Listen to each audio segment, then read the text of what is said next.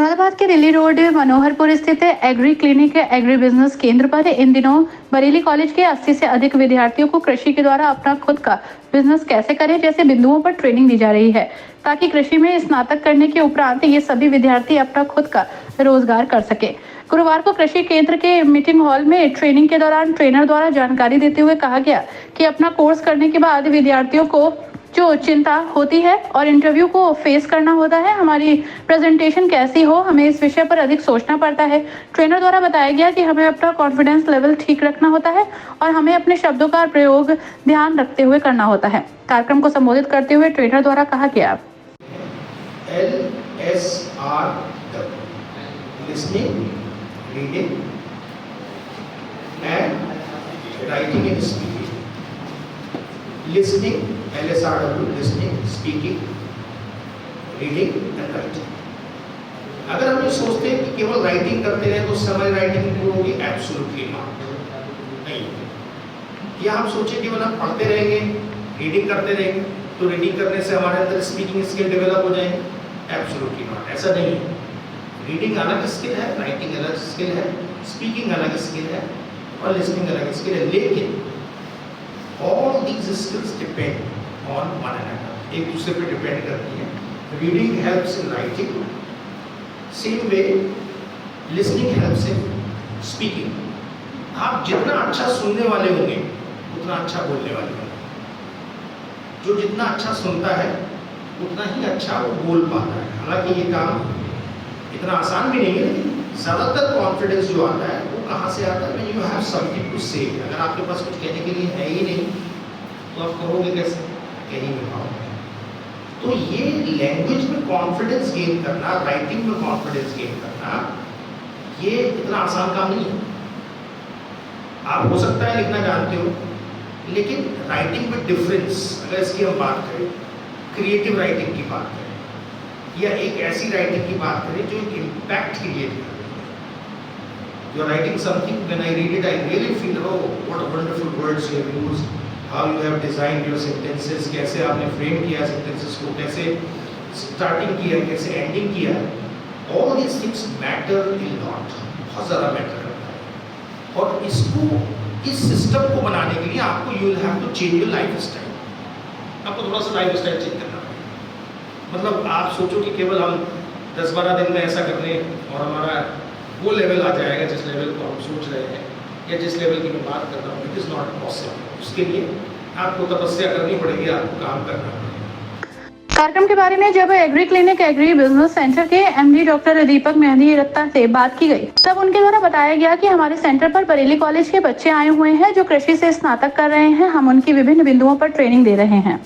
तो कल हमारे पास में 82 बच्चे इन्वर्टीज यूनिवर्सिटी बरेली, और बरेली में है इन्वर्टीज यूनिवर्सिटी, वहाँ पे कॉलेज ऑफ एग्रीकल्चर के फाइनल या 7th सेमेस्टर के 82 बच्चे आए हुए हैं। और ये रेजिडेंशियल कोर्स है इनके लिए, ये यहीं पर ही रह करके सीखते और पढ़ते हैं यहाँ पर।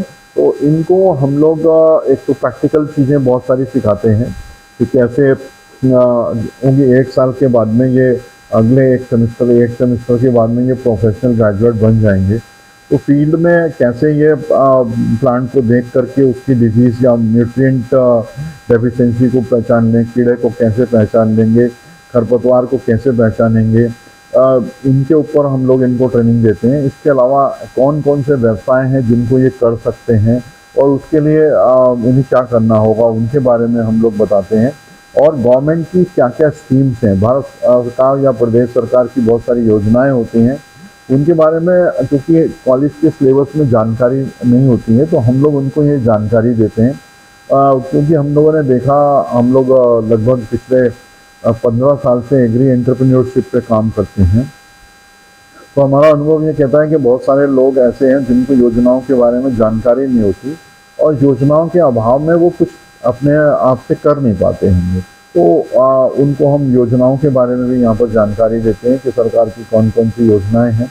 इसके अलावा इनको प्रेजेंटेशन स्किल, राइटिंग स्किल्स कि कैसे आपको इंटरव्यू फेस करना है, कैसे आप अपना CV बनाएंगे, कैसे लेटर लिखना होता है, उसके बारे में भी इनको ट्रेनिंग देते हैं। तो पूरी तरीके से प्रैक्टिकल ट्रेनिंग्स देते हैं। डेयरी के बारे में, डेयरी कैसे चलाते हैं, उसको हम कैसे दूध निकालेंगे, क्या डिजीज़ होती हैं, स्मॉल फार्म एनिमल्स डिजीज़ है उसके बारे में।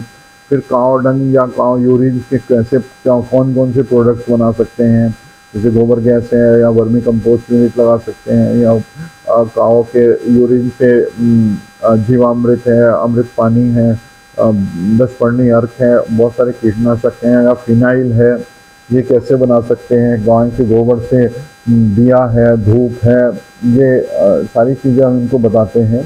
मुर्गी पालन के बारे में भी हम इनको ट्रेनिंग देते हैं कि मुर्गी कैसे पालते हैं, उसे प्रैक्टिकली ट्रेनिंग देते हैं। हैचरी के कैसे हैचरी भी हमारे यहाँ पर है, तो हैचरी देख करके बच्चे कैसे एंटरप्रेन्योरशिप अपॉर्चुनिटी कहाँ कहाँ है, बी कीपिंग के अंदर के खाली हनी बेच सकते हैं, या वेनम बी वेनम से कैसे ये लोगों को ठीक कर सकते हैं, वो थेरेपी कैसे कर सकते हैं, वो चीज़ें हम इनको सारी सिखाते हैं। गोट फार्मिंग के ऊपर भी हम लोग ट्रेनिंग देते हैं, पिगरी के ऊपर ट्रेनिंग देते हैं।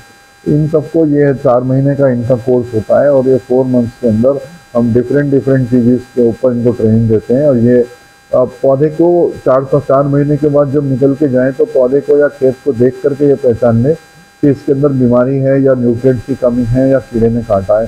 तो इस तरीके से हम इनको तैयार करते हैं।